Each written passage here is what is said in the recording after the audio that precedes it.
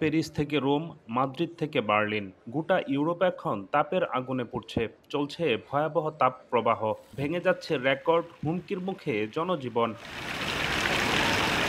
Europe জুড়ে ছড়িয়ে পড়েছে ভয়াবহ তাপপ্রবাহ। ফ্রান্সের রাজধানী প্যারিস সহ ইতালি, স্পেন, জার্মানি ও গ্রিসে তাপমাত্রা ছুঁয়েছে 40 ডিগ্রি সেলসিয়াসের কাছাকাছি, যা জনস্বাস্থ্য, পরিবেশ ও অর্থনীতির উপর ফেলছে মারাত্মক প্রভাব।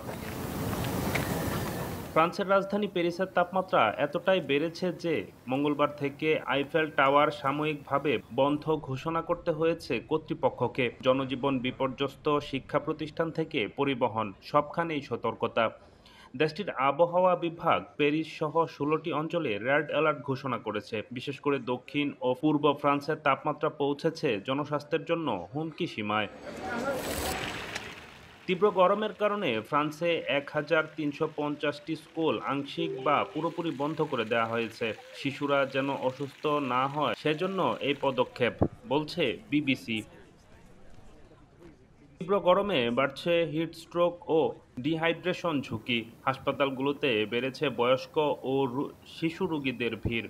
ইউরোপের বেশ কয়েকটি শহরে জারি করা হয়েছে রেড অ্যালার্ট। এই তাপপ্রবাহের কারণে ইউরোপ জুড়ে দেখা দিয়েছে ব্যাপক খরা এবং দাবানলের ঝুঁকি।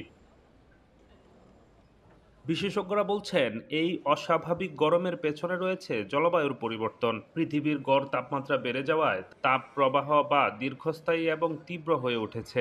চিকিৎসক ও প্রশাসনের পক্ষ থেকে বারবার সতর্ক করা হচ্ছে। জলবায়ু পরিবর্তনের সরাসরি প্রভাব হিসেবে আজকের এই তাপপ্রবাহ আমাদের মনে করিয়ে দিচ্ছে সবচেয়ে উন্নত অঞ্চলগুলোও ঝুঁকিমুক্ত নন। এখনই সচেতন না হলে ভবিষ্যৎ হবে আরও ভয়ঙ্কর।